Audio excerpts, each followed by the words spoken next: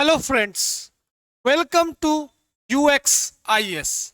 My name is Pranab Singh और आज हम इम्पोर्टेंट टॉपिक पे चर्चा करेंगे। आप देख रहे होंगे ऑपरेशन सिंदूर के बाद बहुत सारे इम्पोर्टेंट गतिविधि हो रही है।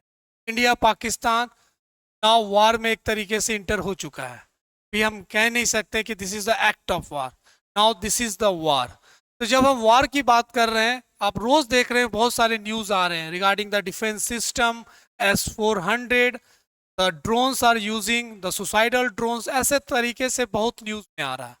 लेकिन अब हमारे लिए एज ए यूपीएससी एस्पिरेंट्स, अब हमारे लिए तो नेशनल सिक्योरिटी भारत एक तो इम्पॉर्टेंट है, लेकिन पैरेलली हमारा जो तैयारी प्रिपरेशन है वो भी बहुत इम्पॉर्टेंट है।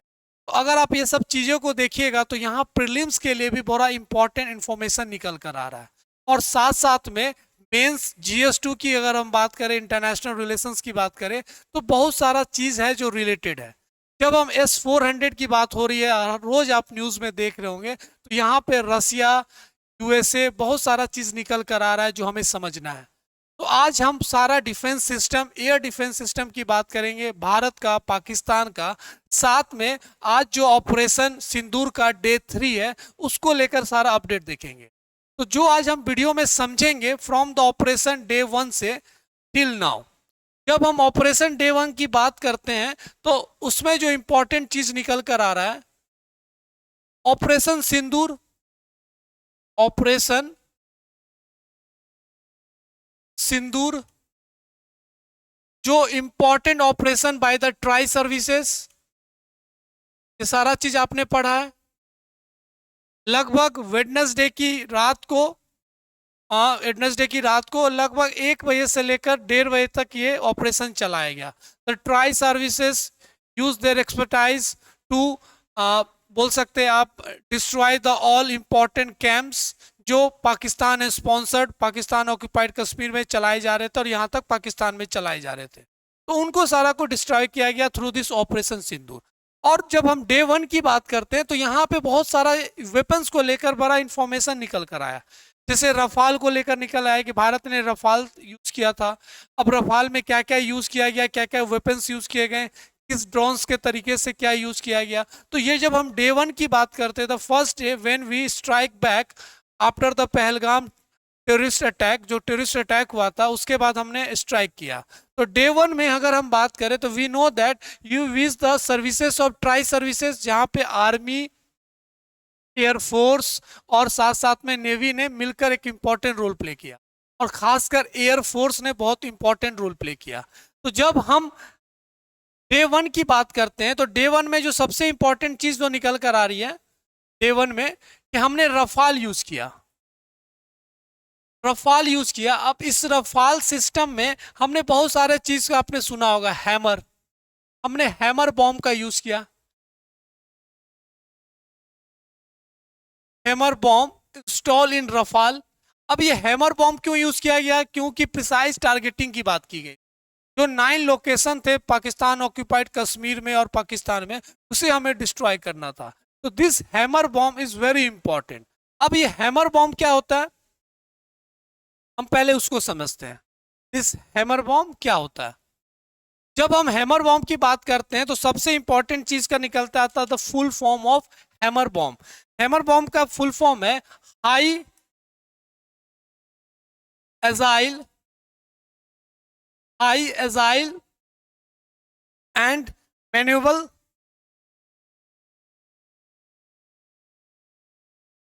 Rebel munition, extended range, extended range. अब इस हैमर बॉम्ब हमने कहां से परचेज किया, फ्रॉम द फ्रांस। इसका ओरिजिन अगर आप बात कीजिएगा तो फ्रांस है, और we can say the French origin. तो ये बॉम्ब यूज किया गया था for the precise targeting in the day 1। जब हम डे 1 की बात करते हैं, ऑपरेशन सिंदूर का डे 1, जो वेडनेसडे की रात में ये घटना हुआ, मतलब वेडनेसडे और ट्यूसडे की जो बीच की रात थी उसमें ये घटना हुआ 7 में।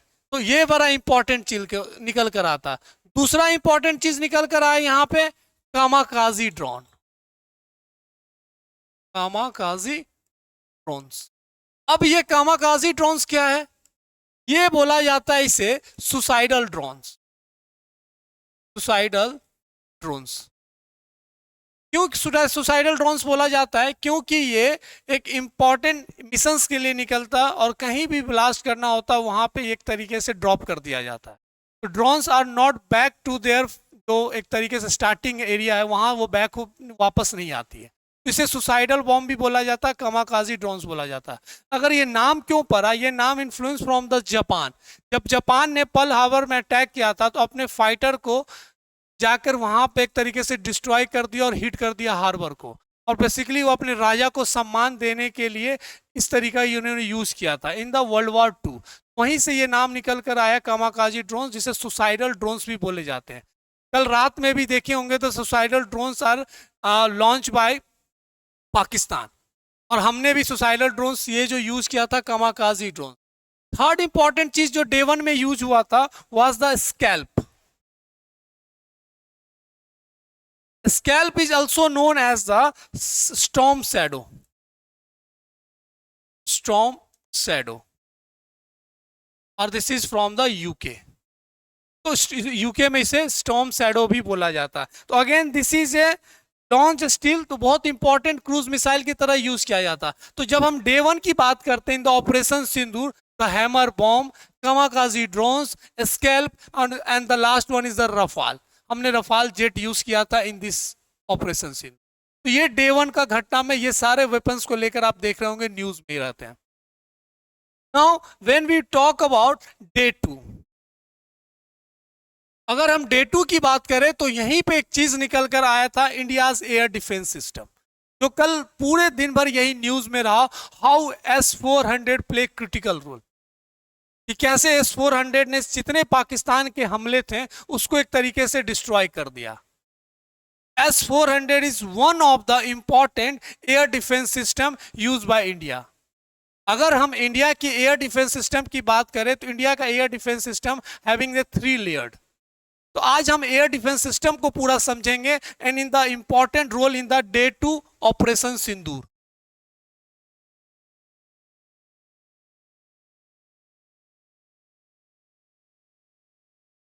जब हम एयर डिफेंस सिस्टम की बात करते हैं, when we talk about the components of air defence, components of air defence, तो इसके 4 कंपोनेंट्स होते हैं। The first one is the long range interception, जहां पे Indian ballistic missiles defence program है। Second is the intermediate interceptions, S-400 जो कल use हुआ था from the Indian side to destroy all attack from the Pakistan, जो भी मिसाइल्स ड्रोन आ रहे थे कल ये इंटरमीडिएट इंटरसेप्शंस यूज किया गया था।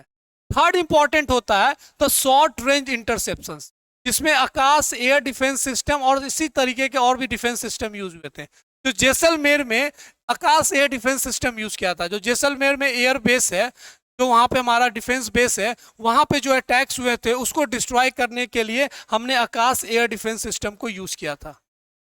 नेक्स्ट आता है वेरी शॉर्ट रेंज इंटरसेप्शंस, जिसमें MANPADS and anti aircraft guns use किए जाते हैं, जैसे बोफोर्स गन, कंधे पे आप रख कर आप चाहे तो किसी चीज को स्ट्राइक कर सकते हैं। तो वो एक तरीके वेरी शॉर्ट रेंज होता है, हर का रेंज होता है। फॉर दैट रेंज इस चीज को डिवाइड किया गया इन द 4 कंपोनेंट्स। जब डिफेंस सिस्टम की बात करते हैं, they all are the guardian और we can say goalkeeper of skies. And when we talk about India's defense system, it is multi-layered.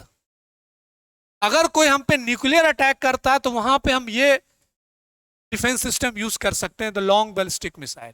अगर आप नई दिल्ली की बात करते हैं, द नेशनल कैपिटल टेरिटरी की बात करते हैं, वो भारत का सबसे सेफ जोन है, जबकि सबसे इंपॉर्टेंट हॉट स्पॉट है किसी भी दुश्मन देश को वहां पे अटैक करने के लिए।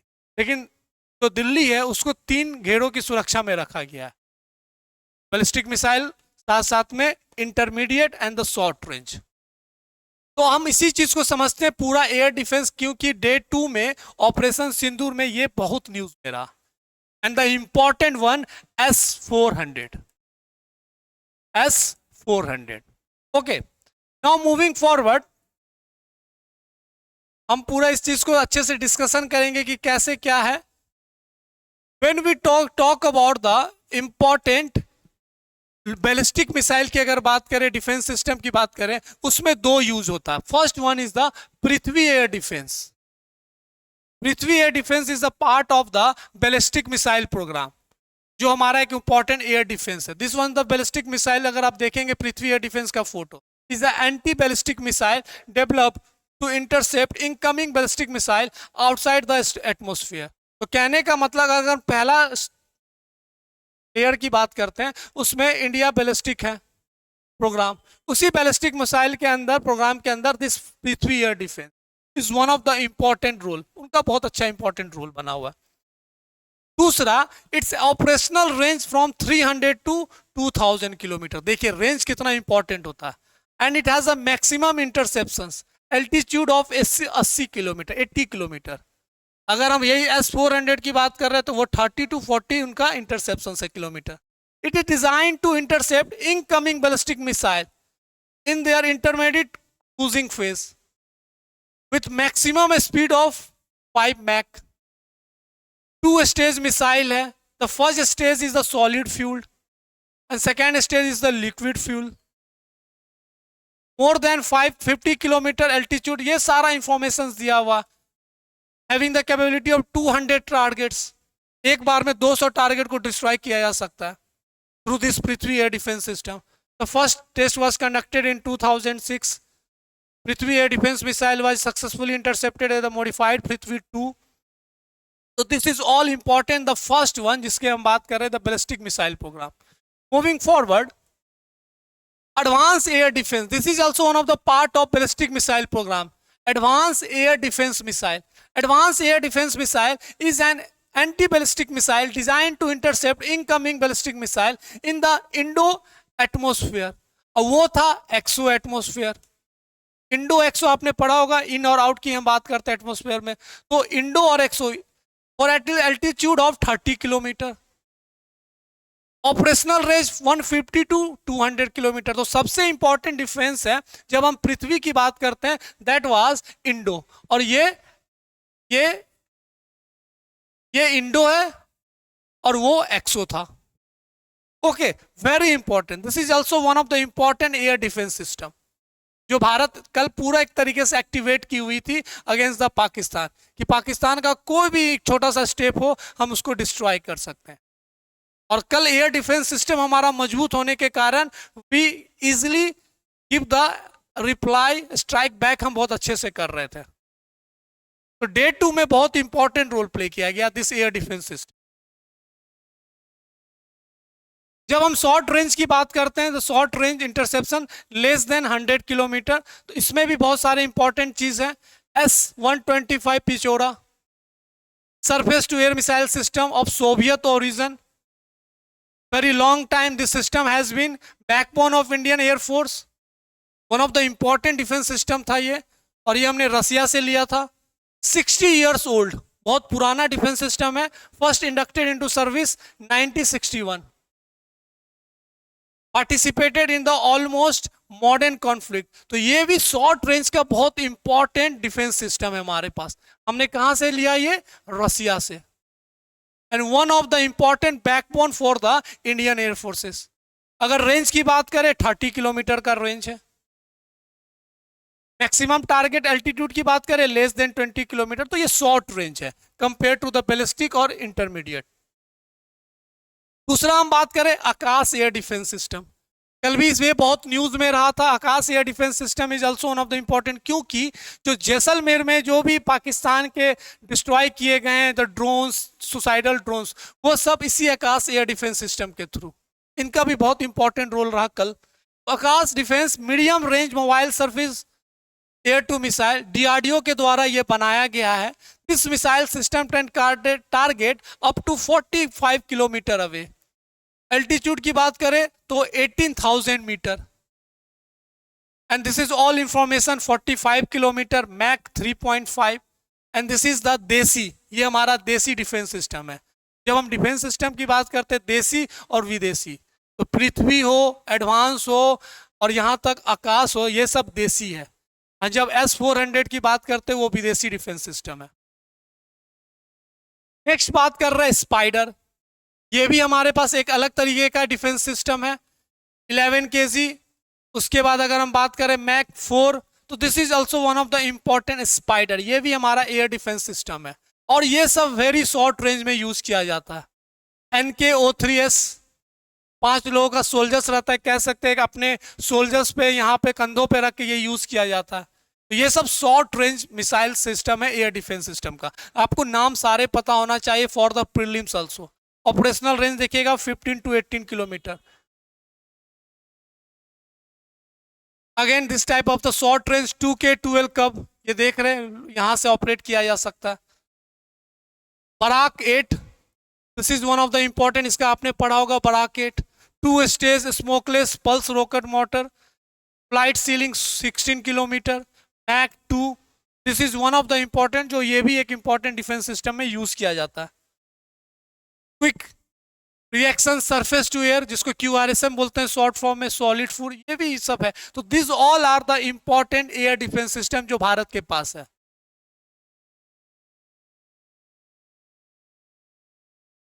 नाउ मूविंग फॉरवर्ड, हमने बोफोर्स के बारे में बोला, बोफोर्स गन्स वो भी यूज हो सकता है अगर जरूरत पड़े तो।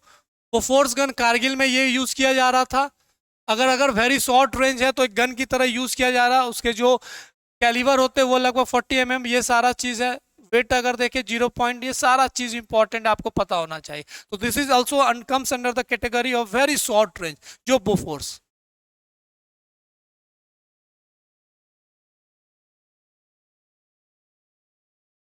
Now we will talk about the operation Sindoor में जो हमने बात किया कि डे 1 में क्या क्या इंपॉर्टेंट चीज हुआ था, वहां ने भारत कैसे अटैक किया। तो this is the important information जो हमें पता होना चाहिए when we talk about the operation सिंदूर।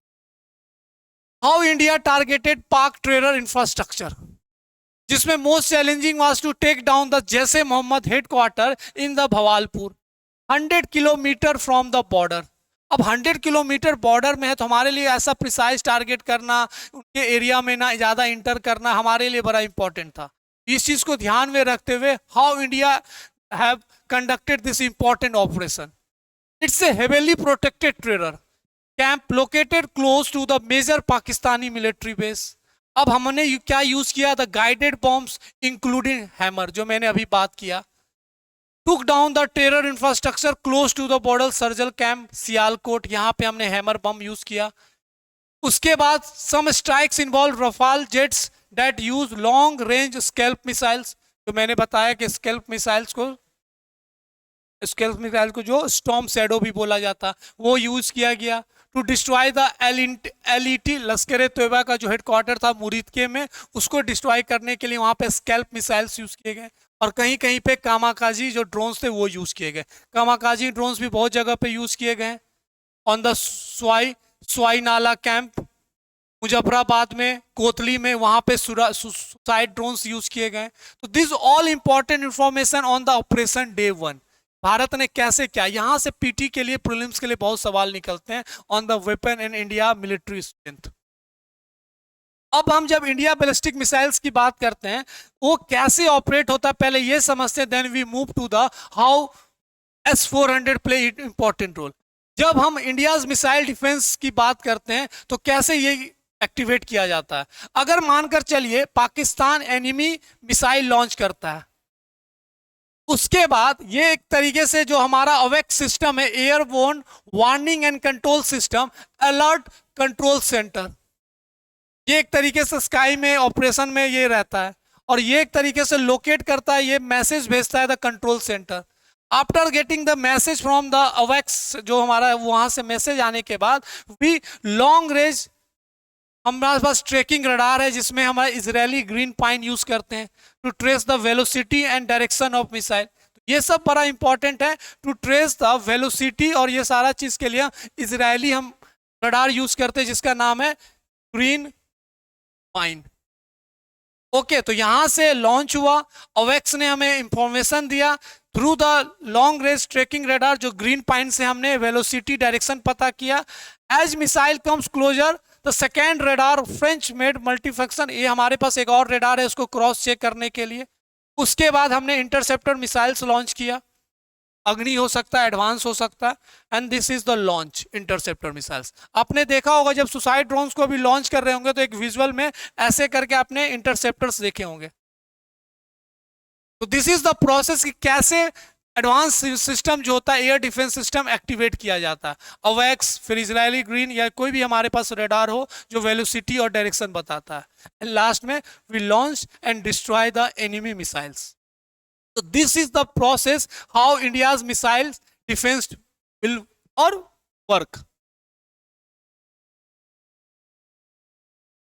अगर हम बात करें भारत का मल्टी लेयर, कैसे मल्टी लेयर है, तो मैंने आपको शुरुआत में ही बोला द मिसाइल जो हमारा बैलिस्टिक मिसाइल डिफेंस सिस्टम है जहां पे हम पृथ्वी और एडवांस की बात करते हैं। दूसरा S-400 इंटरमीडिएट है। Third the important one the Barak 8 layer जो इजरायली से हमने खरीदा था।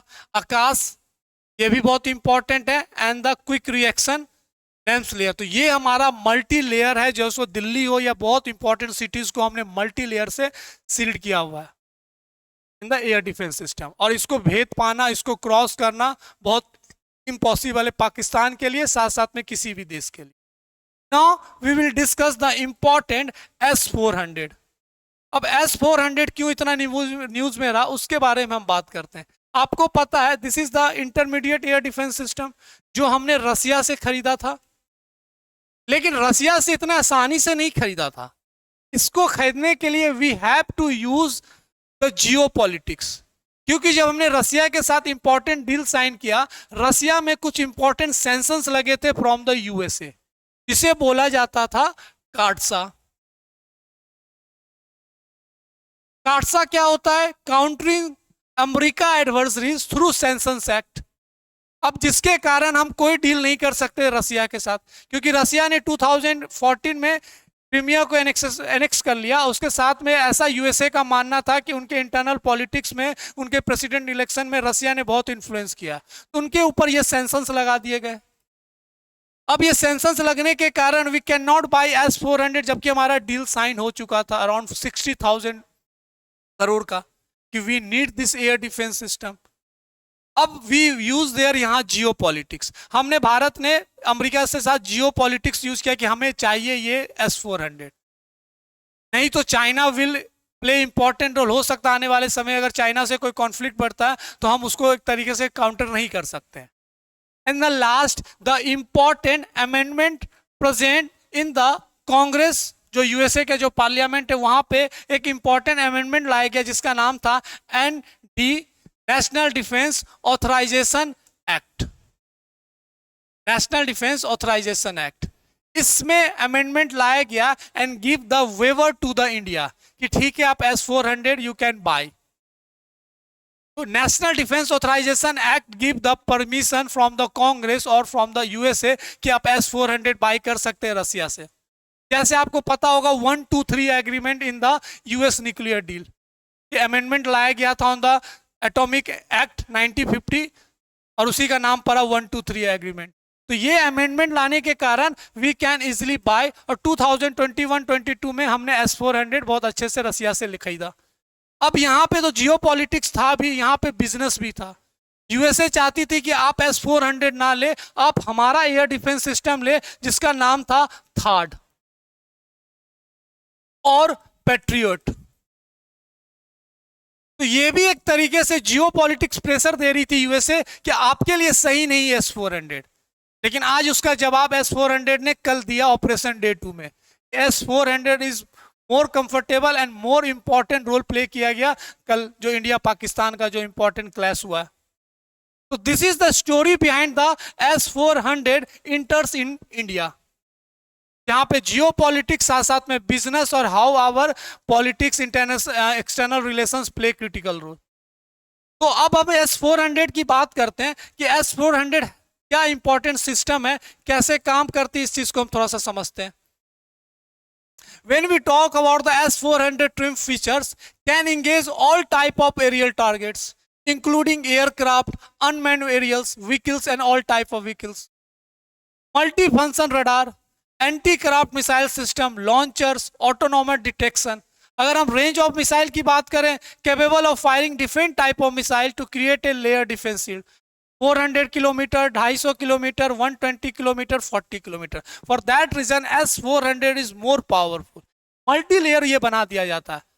जब पाकिस्तान के द्वारा जब रात में ये घटना हो रही थी तो उन्होंने स्वान ड्रोन की तरह उन्होंने लॉन्च किया, and through this help of multi layer उन्होंने हमने सारे ड्रोन्स को, उनके सुसाइडल ड्रोन्स को नष्ट कर दिया through the help of S-400। दूसरा, लोकेट्स टारगेट एट 600 किलोमीटर, ये बहुत इंपॉर्टेंट है, and can destroy them at 400 kilometre up to the altitude of 30 kilometre. तो हम उसे लोकेट 600 किलोमीटर में कर सकते हैं, destroy up to in the 400 kilometre and altitude of 30 kilometre. For that reason S-400 is the game changer yesterday. The system can engage multiple targets simultaneously. 34 से 24 से लेकर 34 एक ही टाइम वो टारगेट कर सकते हैं। तो फॉर दैट रीजन जो उनका स्वान टेक्नोलॉजी तरीका यूज कर रहे थे वो फ्रॉम द पाकिस्तान, जो ड्रोन अटैक कर रहे थे, हमने इसलिए इजिली इतना डिस्ट्रॉय कर दिया through the help of S-400। तो this is one of the important जो कल न्यूज में रहा, जिसमें हम बात करते हैं air defence system. Now moving forward, Pakistan का अगर आप देखेंगे एयर डिफेंस सिस्टम, तो उन्होंने ये HQ-16 जो उनका इंपॉर्टेंट सेंटर है वहां पे यूज कर रहे थे, हमने बहुत इजीली कल डिस्ट्रॉय कर दिया इन द ऑपरेशन डे 2। और लाहौर के जो उनका OVAX सिस्टम था उनको डिस्ट्रॉय कर दिया। तो हम जहां S-400 यूज कर रहे हैं उनके पास चाइनीज बेस्ड टेक्नोलॉजी है, एयर डिफेंस सिस्टम है, जिसको हमने बहुत इजीली डिस्ट्रॉय कर दिया। तो ये भी एक इंपॉर्टेंट फैक्टर, जहां हम रफाल यूज कर रहे हैं वो लोग F और जो F-17 और जो J-16 है वो यूज किया जा रहा है from the USA and China based. वो भी हमारे रफाल के सामने उतना टारगेट नहीं है, उतना इंपॉर्टेंट नहीं है। तो आज जो हमने सारा इंपॉर्टेंट चीज डिस्कस किया रिगार्डिंग दिस कि हमारा और उनके टेक्नोलॉजी में कितना अंतर है, हमारे और उनके टेक्नोलॉजी में क्या अंतर है।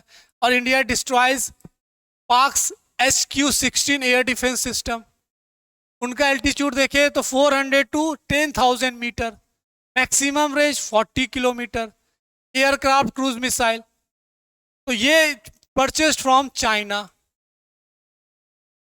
But can not intercept India's attack, नहीं हुआ, इसको हमने डिस्ट्रॉय भी कर दिया लाहौर में, ये जो इनका बेस था, ये इंपॉर्टेंट चीज। तो this is all important information regarding the last operation day 2 की हम बात किया। हमने डे 1 को भी समझा और डे 2 को भी समझा। अब लास्ट में कुछ इंपॉर्टेंट मिलिट्री स्ट्रेंथ हमें समझना है कि हमारा और पाकिस्तान का, अगर हम वार जैसे सिचुएशन में इंटर कर चुके तो हमारा स्ट्रेंथ क्या है, पाकिस्तान का क्या स्ट्रेंथ है।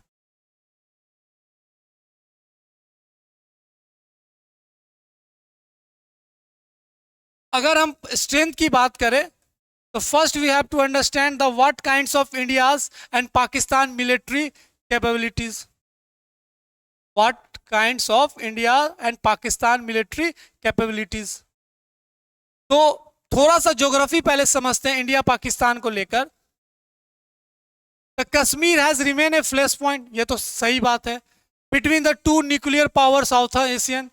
तो लाहौर से अगर नई दिल्ली देखेंगे तो 412 किलोमीटर का डिस्टेंस है, 412 किलोमीटर। अगर कराची देखते हैं, कराची और मुंबई का डिस्टेंस 882, अगर Mumbai by sea and 477 nautical miles. तो हमने कल कराची के भी बंदरगाह को भी एक तरीके से डिस्ट्रॉय कर दिया using INS Vikrant. New Delhi Islamabad का डिस्टेंस देखते हैं तो 676। तो ये सब बेसिक आइडिया। अगर पॉपुलेशन की बात करते हैं, लैंड की बात करते हैं, तो हमारा लगभग 32 लाख हमारा स्क्वायर किलोमीटर है और उनका 7 लाख। अगर हम पॉपुलेशन की बात करते हैं तो 1.43 बिलियन और उनका 247, मतलब हम लोग लगभग 140 करोड़ है और वो लगभग 24 करोड़ है। अगर हम पॉवर्टी रेट की बात करें 2.5%, सॉरी, अगर हम पॉवर्टी रेट की बात करें तो 12.9%, उनका 39.4%। मोर्टेलिटी रेट इन्फेंट का, लिटरेसी रेट, तो हर चीज में हम उनके से बेहतर है। अब हम न्यूक्लियर स्ट्रेंथ की बात करें तो वो बहुत इंपॉर्टेंट हो जाता है। अगर हम मिलिट्री हेड टू हेड देखते हैं तो टोटल मिलिट्री पर्सोनल की हम बात करते हैं तो इंडिया लगभग 51 लाख सारे पैरा मिलिट्री और मिलिट्री को जोड़ दिया जाए। मिलिट्री एयरक्राफ्ट की बात करें तो कल भी डिस्कस किया था हमने 2229 है, उनके पास 1300 लगभग 1400। Combat tanks 301839। नेवल एसेट्स की बात करें 293 121। उनके पास कोई एयरक्राफ्ट कैरियर नहीं है, हमारे पास दो है। तो this is the major difference when we talk about military head to head. अगर हम न्यूक्लियर की बात करें, न्यूक्लियर ने दोनों न्यूक्लियर हेड कंट्रीज है, उनके पास 170 है, हमारे पास 180 है। मेन मिलिट्री क्राफ्ट की अगर हम बात करें तो हमारे पास अगर आप देखिएगा तो जैगवार था, आज के डेट में सुखोई है, रफाल है, उनके पास F-16 है, GF-17 है, जो हमने कल देखा कि कैसे हमने डिस्ट्रॉय कर दिया यूजिंग S-400। तो this is all important information जो हमें पता होना चाहिए when we talk about the military strength. अगर हम आर्म्स को लेकर बात करें कि पाकिस्तान का सबसे बड़ा सप्लायर कौन है, तो we know that China, Netherland 10%, rest of world 9%, Turkey 6%। अगर हम भारत की बात करें तो 36%। यूएसए कुछ इंपॉर्टेंट रोल प्ले कर रहा है आफ्टर द रसिया के ऊपर जो सेंसन्स लगाए गए, लेकिन अगेन द 36%। France 33%, Israel 18%। तो this is the head to head comparison between India and Pakistan, and what we have discussed in this video, the all important defense system of India regarding the 4 categories, जिसमें हमने S-400 का geography, geopolitics सब समझा, and how yesterday S-400 play the heroic role। तो हम next video में again the important discussion start with the operation Sindhu, जिसको हमें अपने करेंट टॉपिक से जोड़ना है, अपने GS2 से जोड़ना और प्रीलिम्स एग्जाम को। तो आप अच्छे से पढ़िए। Situation is very critical regarding the India Pakistan, लेकिन आपके पढ़ाई, आपके सिंसियरिटी, आपके डेडिकेशन वो भी बहुत इंपॉर्टेंट है, क्योंकि एग्जाम नज़दीक है। हम मिलते हैं नेक्स्ट वीडियो में, तब तक आप अच्छे से पढ़िए, अच्छे से ध्यान रखिए। जय हिंद, टेक केयर।